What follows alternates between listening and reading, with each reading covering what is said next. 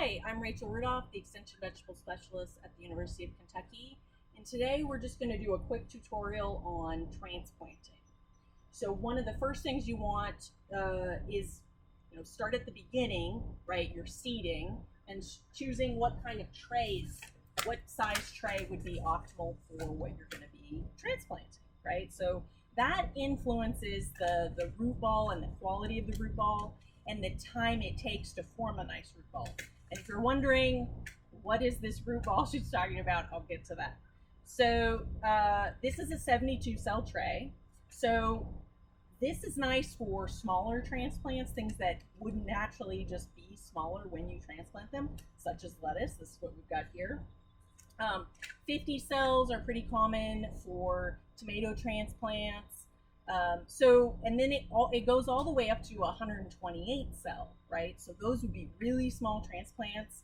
And depending on your time frame and the things that you're transplanting, you may choose a 50, a 72, a 128, right? And so it's really up to you and kind of your time frame and your transplants. So something to look for, right? This root ball when you're transplanting to determine if something's ready to be transplanted. You're looking for a nicely formed root. And so you can see that, and one indication is that it pops out of the cell relatively easily. And that the potting soil doesn't kind of just crumble in your hand when you pull it out, right? So this is pretty nice.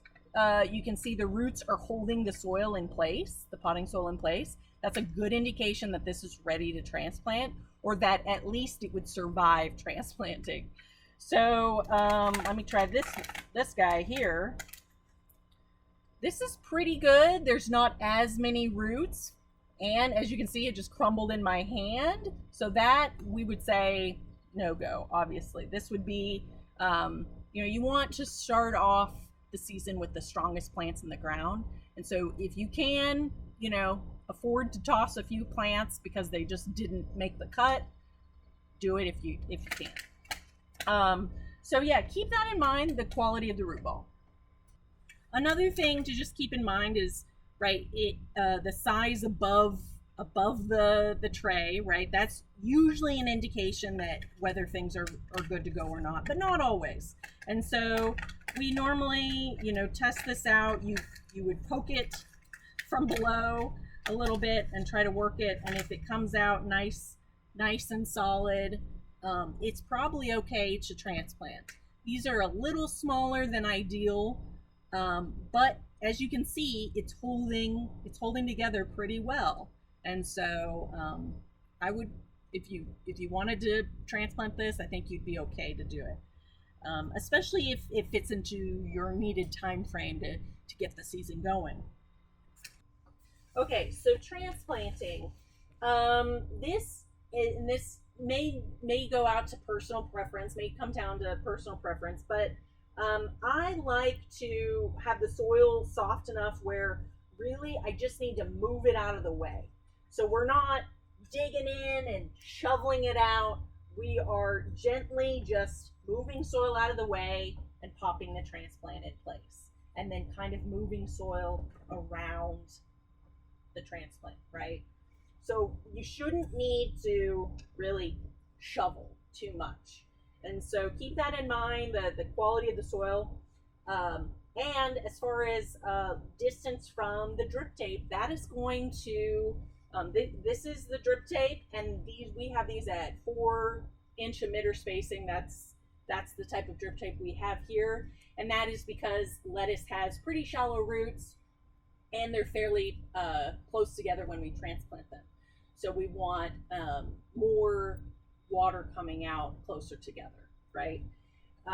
So a couple inches from the drip tape is probably pretty good for lettuce. For something like tomato that's bigger and that would have a more extensive root zone when it was more mature, you wouldn't need 4-inch emitter spacing. You could get 8 or 12 and probably be fine. And the drip tape may, for transplants, you want it close, but as the plants grow bigger, the drip tape wouldn't necessarily need to be as close. So again, We're basically moving the soil aside, popping in a transplant, kind of firming it up around that transplant, and there we go. So, and that's just a quick tutorial on transplanting.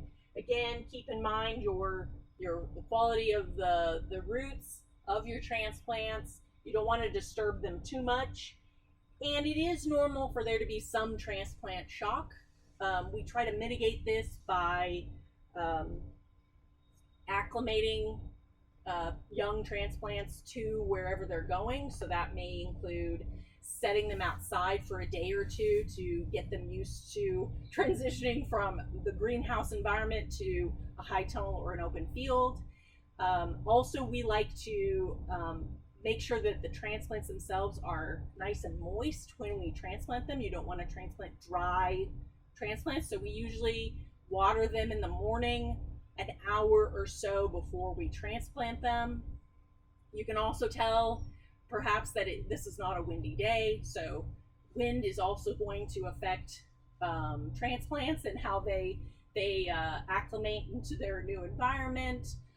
It's about 60 degrees out right now, so it's a decent temperature. It's not too hot, it's not too cold.